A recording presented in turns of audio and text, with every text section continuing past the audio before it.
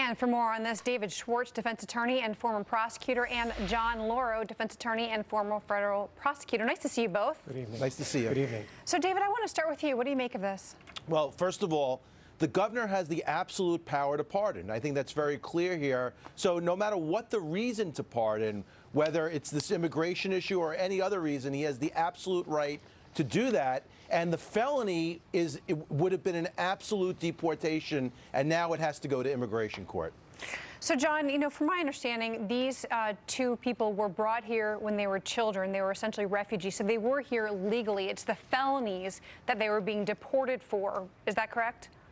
That's right, and this actually goes back to a mid-1990 law that President Clinton signed, which basically said that if you get convicted of a state or federal crime as a green card holder, you get deported automatically.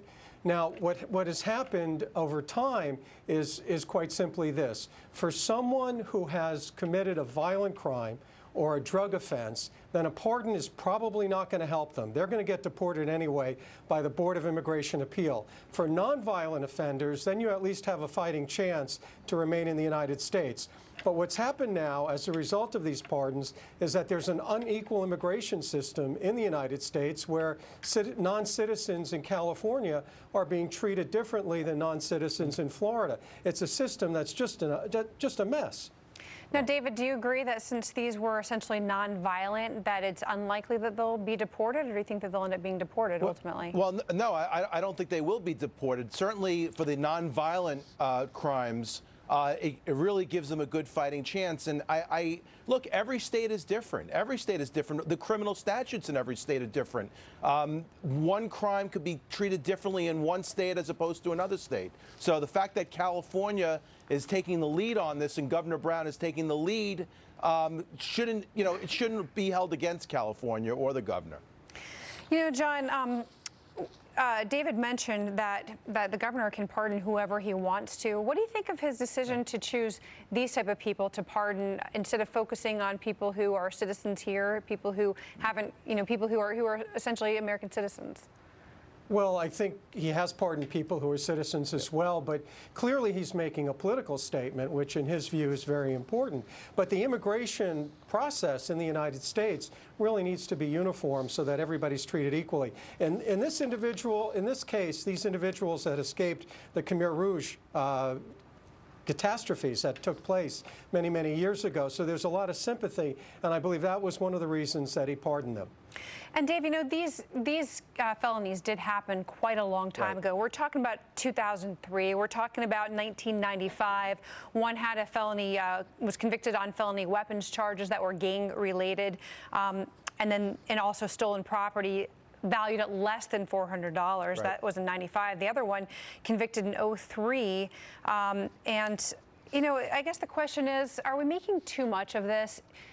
These people evidently have not committed crimes since then. Yeah, I think it's far overreaching. I think the governor acknowledged that in his decision. He didn't just make this decision in a vacuum. So you've got one crime that was 14 years ago. You've got another crime that was 17 years ago. They've lived very clean lives ever since. And certainly the fact that they lived a clean life, they were given a second chance, that played a role in the governor's decision to issue this pardon. The fact that they went 17 years and then all of a sudden the government is going to crack down now and deport these individuals, there's a certain amount of unfairness there, and I think the governor acknowledged that. Now, John, do you agree with David, and are there certain requirements for granting pardons?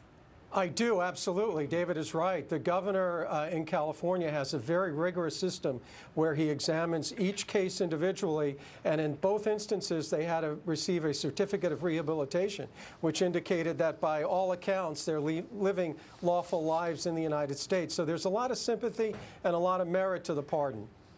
And David, can you help us understand the legal pathway now for each of these individuals? Because they were supposed to be deported, from what I understand, on Monday.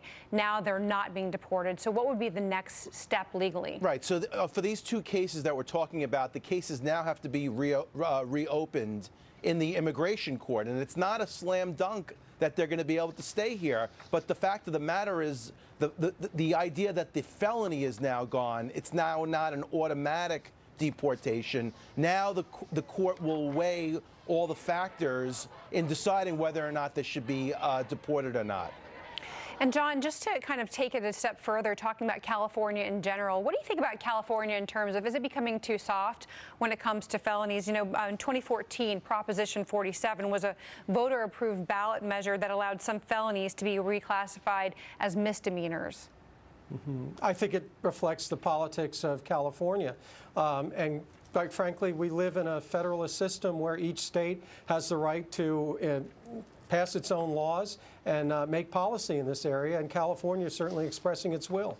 David, just a quick final thought. Is this Governor Brown being combative on immigration, or is this just a completely separate issue on your perspective? I don't think he's being combative. I think he's being compassionate. And again, he's analyzed these cases. He's being compassionate, and he's giving people a second chance, people that have lived in this country a law-abiding life for the last 17 years and 14 years. All right. Well, thank you both for your insight, David Schwartz and John Lauro. Merry Christmas to both of you. Merry Christmas. You too. Thank you.